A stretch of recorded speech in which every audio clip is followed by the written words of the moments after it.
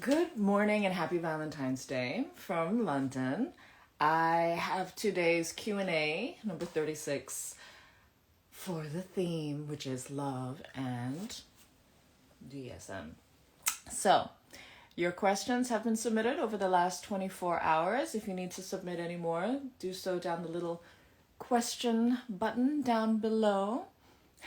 There are some cute ones today. Let's start with this one. What do you do if you feel romantically attracted towards one of your clients? This has happened, especially with people who I've met over and over again over time, and they've been consistent with their attention, and their makeup suits me very well. And it hasn't worked out very well previously because I didn't understand where to draw lines. My boundaries were not as defined as they are now. And I wasn't able to, I guess, transition them away from necessarily a single headspace. That said, I think my most successful client relationships have been with people who I deeply care for and love, but are not necessarily romantically attracted to, which tends to fizzle out anyway for me. So what have I done? Not particularly productive things. If it were to happen again, what would I do? I guess it would be on a case-by-case basis, but would I want to see them a lot more? I'm not sure. I think these days what I do, no matter what, if people come to me through that angle, I keep it at that angle. I think that's kind of where my headspace is at the moment, irregardless of where my heart is. I think the premise actually suits the dynamic better because it kind of encourages better behavior when there is that kind of an investment, I believe. So actually they outlast some of my personal endeavors. So that's how I feel about being romantically attracted to clients. Talking about this on the other side of the coin, I fell in love with my mistress, but she never cares about me. It turns me off. What should I do? If you're not into being ignored, then yes, that sounds like the progression that is yours. So what should you do? If you're not into it, you're not into it. You're going to need to probably move on. Yeah.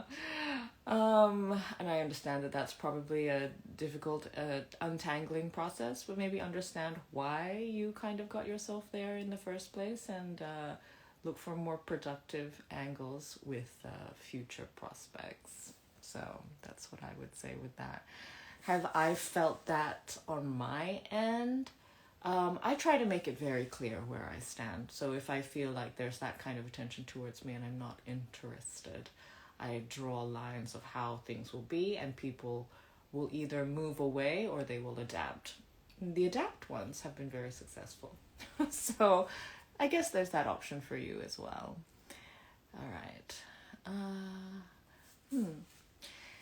Can love and femdom exist together in a relationship? How often do you see that? Well, most of my friends are doms, and they are mostly in long-term committed relationships, and it exists just fine. There is probably, I've been in this world for such a long time now, and the majority of my friends are in this world, so I have to kind of throw back my mind to remember.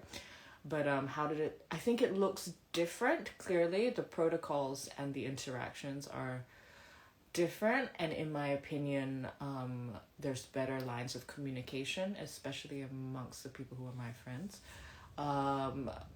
That said and included, I think that the ways that this community encourages how to connect, communicate, understand self can actually breed a greater foundation for having those things together. To having kink, to having DOMs and to having love exist within a functioning relationship. So it would depend, I think, on how people have attacked the premise or attacked the principles that the community can give you and how they integrate that. Yeah, and that would probably mirror in what you get out of it. Do some subs describe their feelings for you as love?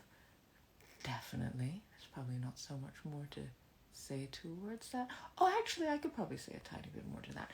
So do some subs describe their feelings to you as love? Yes, very often. I would say that I enjoy service. And so when people are coming towards me and giving me that service, a lot of the times they are also interested in giving service. And that kind of connection and that kind of exchange can really breed care from their side and appreciation from my side. And I think that care can often grow feelings of wanting to also nurture from their side, and that can grow expressions and understandings within them of feeling love towards me. So I think that's kind of how things operate for me, and that's very, very common. No, it's cute how these questions all go together. How do you navigate love towards a sub as a dom? So, like I mentioned, there's a lot of disservice that they're giving me, and so that kind of breeds that those feelings in them. And then for me, I very much appreciate that service, and I very much appreciate the consistency of that service and the level-headedness of the people around me. And if people do this on an ongoing basis, I understand how treasured it is, and I appreciate it deeply. And for me, that's what I guess triggers my sense of care and investment and love for the subs around me who are able to do those things for me. So how do I navigate it? Fairly easily. I think it's quite a natural process for me. And yeah. I very much enjoy being in that process also. I think that it makes me very comforted in my life. Yeah. Let's see. I saw your profile on Bumble. Are you looking for love? I have a profile on there, but I don't have the app on my phone anymore. Maybe I need to. I'm not looking for love on there. I was looking for play partners and parties. I think I should have been pretty clear with that in my... Yeah, I feel quite saturated with love at the moment, and so I'm not necessarily looking for romantic endeavors. But I am always open to that. I think that part of me is quite freely open. So yeah, not necessarily looking for it pointedly. And I should probably remove that profile because I find other more kink-friendly forums more useful actually for me. Yes. So let's delete a couple of irrelevant ones. So are you talking about Arabic and feet? I don't think that has anything to do with today's topic, which is love and BDSM. Let's see. I got a couple of happy Valentine's Days wishes. Thank you very much. And a question on a bull, which I need to delete because that's not today's thing. So,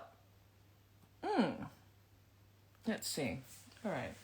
There's love between a submissive and dom if a sub is loyal to her. I think from what I've been saying, you can probably gather that it's very individual to different people about what they're looking for and how they receive love and how they would like to give it as well, right? They talk about these love languages things.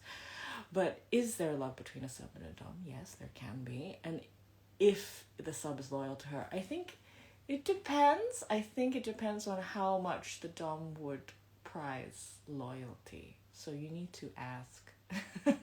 And hopefully the person that you are serving is aware of what it is they're looking for. And I guess that would make it easier to see if it's actually compatible. So there's just one more, which I think is cute. So this isn't exactly about relationships, but it's about my relationship to kink. So what are the things that I love in BDSM? I think the foremost thing that I love is that it gives me an avenue to play amongst my peers, amongst people who are in similar headspaces.